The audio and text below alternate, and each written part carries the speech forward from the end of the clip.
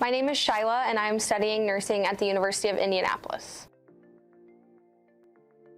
UIndy seriously has shaped me to be who I am. UIndy nursing is fabulous. They want you to look at your patients in like a holistic way, and by doing that you can understand that everybody comes from a different background, and I think that's really special. I definitely think it sets us up to be ready when we graduate, because actually like in the hospital, so you get to experience that one-on-one with the patient. So we learn how to hang IV fluids, hang meds, give meds, that type of stuff. So it really prepares us to actually get out there once we graduate. I just really actually do love UIndy, and I love UIndy nursing, and I love the culture that UIndy provides. Because of you, I can be the best nurse that I can be.